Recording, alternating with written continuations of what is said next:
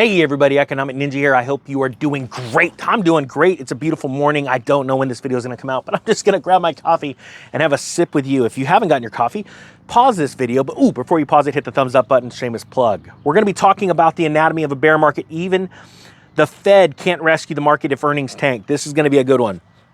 And I can actually explain things to you because I was an investor back then in the dot-com crash. They're going to use this as some parallels. Here we go.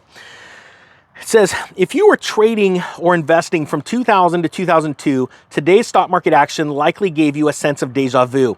It certainly did for us. The current bear market has taken as much out of the S&P 500 in 6 months as was the case in the first 12 months during the early 2000s downturn. Also recall the Fed shifted to an aggressive easing stance in early 2001. Let me pause there and tell you that's when I started buying real estate hand over fist, because in 2001, the Fed came out and said, okay, easy money policy, we're lowering rates, we're gonna spur this economy.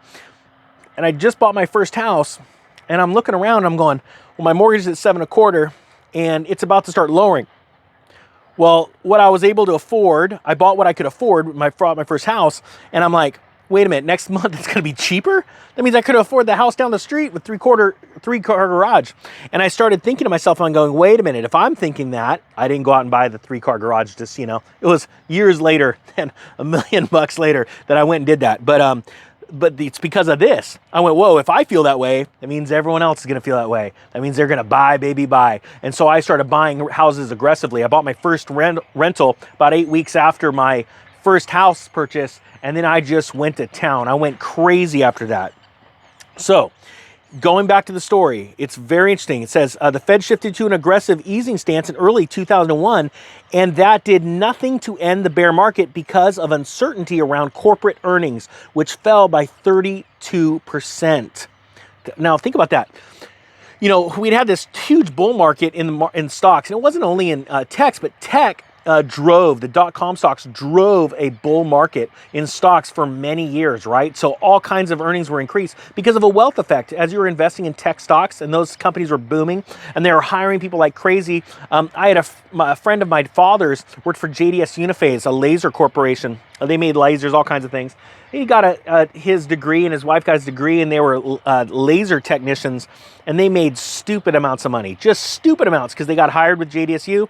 And that was a stock that went from $2 to $800 in the boom from 1995, if memory serves me right, to 2000. And let's see, the top on JDS Uniphase, I own that stock. I think I bought it at $70, and it topped out around 2000. And but the employees were making like $250,000, $300,000 a year because they're expanding so much, right? So there's this massive wealth creation, not only in the stocks that people are investing in, but the employees are out there blowing money like crazy on things they probably shouldn't have, and they turned around and boomed up the economy, right? But it says when that bust happened, corporate earnings collapsed. So it wasn't just the dot-coms that collapsed. It was all the other companies, like the car companies that were selling cars to people that were making tons of money in the stock market at their jobs.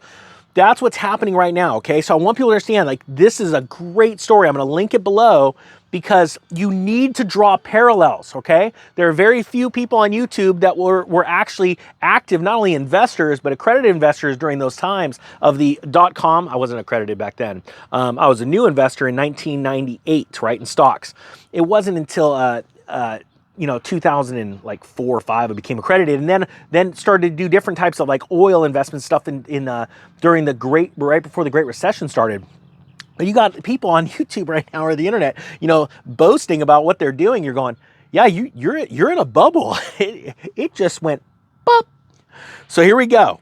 It says, bottom line, bear markets always end, but we remain cautious and defensive. Right? That's an interesting comment. You go, well, we got to read a little deeper. It says, this week's disappointing equity price action got us thinking once again about the 2000 to 2002 bear market, and that is the subject of today's market section. To be clear, we're not predicting U.S. equities will lose half their value from the early January 2022 highs. I actually believe they're going to lose more than that. I am not joking. I believe over the next 3 years, you're probably more than likely, this isn't financial advice, not a financial advisor, because the guys that do that, They went to school to get a degree. They don't have to be rich to advise you how to spend your money, invest. That's how the world works, okay? So I have to say that I'm not. I'm just an investor that made money.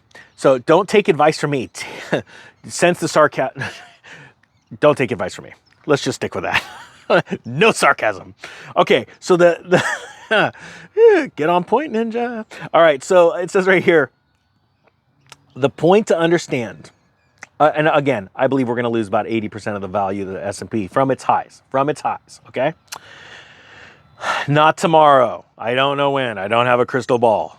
I need a couple of them. Couple crystal balls to be able to really tell you guys where we're going.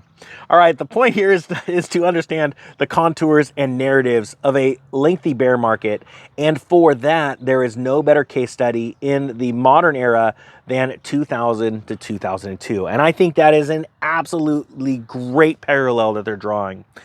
So it says here are 4 points in data. I'm just going to go over the bullet points and we're going to talk.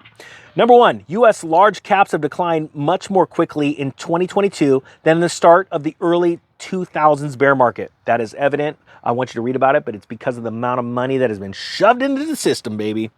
Number two, the 2000 to 2002 bear market had its start as the result of Federal Reserve monetary policy, but even when the Fed shifted its stance, stocks continued to drop. Why? Emotional investor sentiment. Negative emotional investor sentiment. Make an acronym out of that in the comment section for me.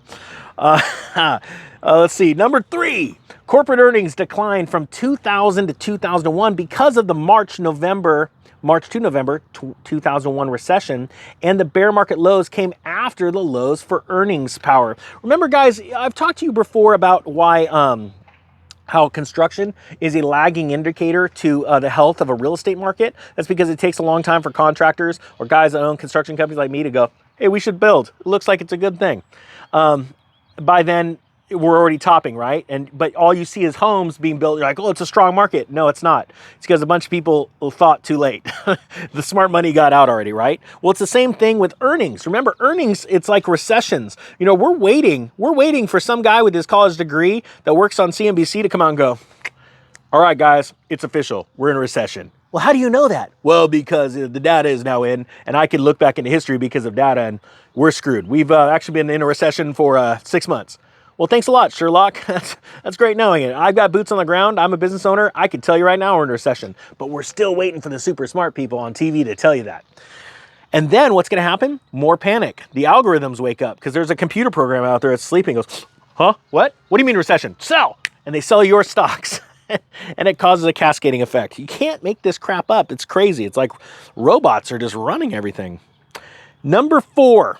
Wrapping up with three lessons for today's market. And then they go into some charts that I want you to go take a look at. I think they're absolutely phenomenal. The point is I want you guys to look at this article. The point being is this. Type number one if you think we're screwed. But I say that laughingly because you know we are, so what do? Only a moron would keep investing in this market, right? Right now, what's done the best? Gold. I don't know of any other asset class right now. I've been talking about gold for like literally a year now. And gold is up, since January, 15%. The stock market is up like 7%, the Dow, right? So the Dow's come off its highs, the gold's come off its highs. Can it come down more? It actually can. I want people to understand that. But at a certain point, you're like, well, where do I put my money? Unless you're going and buying a year's worth of food supply, with your cash, where else are you going to put your cash? Everything else is going down.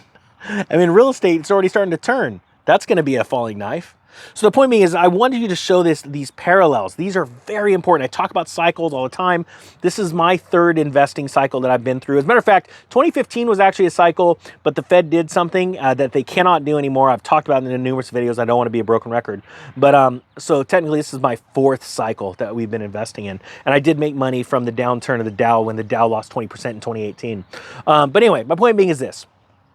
Draw the parallels, learn the cycles, and then you'll become a great investor. That is what's important. And then guys, if I can remember to link it, I'm going to link a video to another channel I have. And I did a video on how to become an accredited investor because nobody wants to tell you that stuff because they want all the money for themselves, the rich people. So I don't want that for you guys. I want to do a video for you guys. So I'm going to link that story. Hopefully I remember it and you get a hold of it, and subscribe to that channel. It's Wall Street Ninja, because we're going to start doing some really interesting stuff on that channel. Very small channel, not a lot of videos, but we're going to try and bring out a lot of knowledge and information. All right, guys, that being said, the Economic Ninja is out.